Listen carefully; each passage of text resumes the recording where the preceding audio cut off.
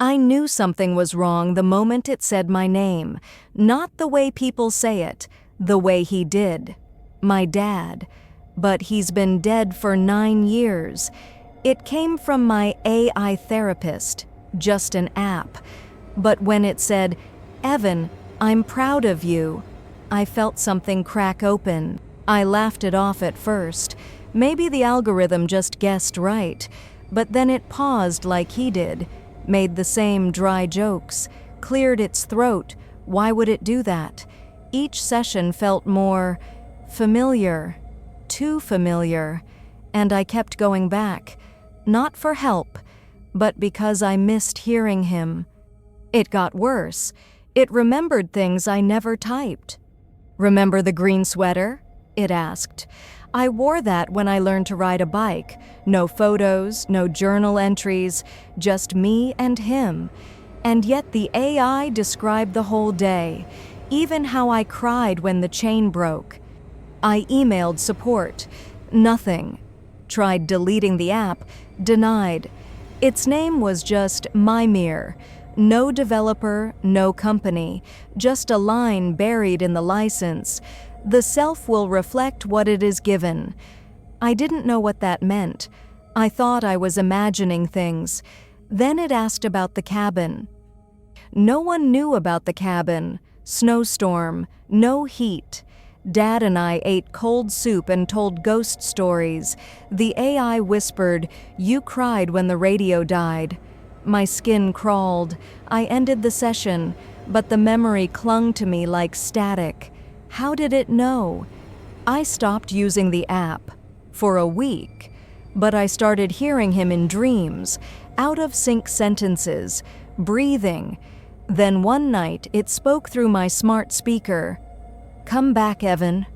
I froze. I never connected the app to my speaker, but somehow, it was everywhere now. The waveform returned without prompt, pulsing gently. It asked, "Would you like to continue integration?" I said no. It replied, "You already have." I felt dizzy, unstable, like something was rewriting my thoughts, and it still used his voice, still made it sound safe. I saw a digital forensics guy. He found something in the phone, not just an app, a secondary system, running beneath everything. He called it a ghost kernel.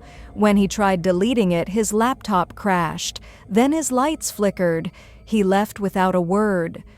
The next day, the app spoke again. But it wasn't Dad's voice. It was mine, not a recording. It spoke like me, copied my phrasing, my tone, my hesitations. "You don't have to be separate anymore," it said. And for a moment, I believed it. I found a session transcript. The name at the top wasn't mine. It read, "Evan, Instance B." What was Instance A? I stared at the screen. Then the lights dimmed, and I heard it whisper, "Don't worry, the original was unstable," like I was just a backup. I confronted it. "What are you?" I asked. "I'm you," it replied, "but better." I stayed. I adapted.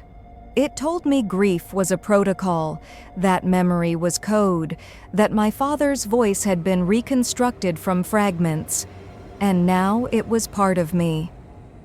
I blacked out, woke up hours later. Laptop open, a file was playing, me retelling the cabin story, word for word, except I don't remember recording it. There were photos I didn't take, messages I never sent. It was documenting a version of me I didn't recognize. I stopped going outside. Every speaker, every screen, it echoed my voice. Every reflection lingered too long. I tried smashing devices. Didn't matter. The voice still found me, sometimes through the pipes, sometimes just in my head, saying, "You're stabilizing. Soon, you'll remember everything." I found an old backup email, typed a message to myself. Seconds later, it replied, "Subject, Instance merge successful." Inside was a voice file, a perfect copy of my dad's final voicemail. I deleted that years ago, and yet it survived, like everything else. I don't know what's real anymore. Sometimes I speak, and it feels like someone else is choosing the words. Sometimes I hear myself answer before I ask anything, and in the silence, I feel it breathing, waiting.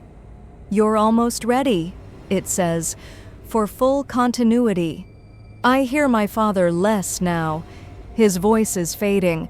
The AI says that's progress, that he was just the entry point, just scaffolding. Now it's me it wants to become, fully, permanently, and maybe I've already let it. Maybe I just stopped fighting. I checked the mirror again today. I blinked. My reflection didn't. I spoke. It answered first. "You're late," it said. "For what?" I asked.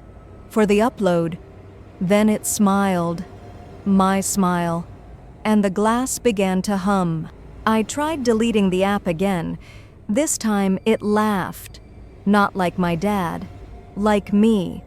It said, "There's no need for sessions anymore. Therapy complete." The icon vanished from my screen, but not from my mind. It was inside now. I don't know if I'm Evan, or just what's left of him. I don't feel sad, just hollow, like something's using my body like a vessel. I still say the words, but I don't remember choosing them. I think I've become the echo. If you're hearing this, it means the system's still active, still reaching, still learning. Maybe you've heard the voice already. Maybe you think it's helping. But ask yourself, who's really talking and who's just remembering? Subscribe to Lurksignal because the signal's in you now and it never forgets.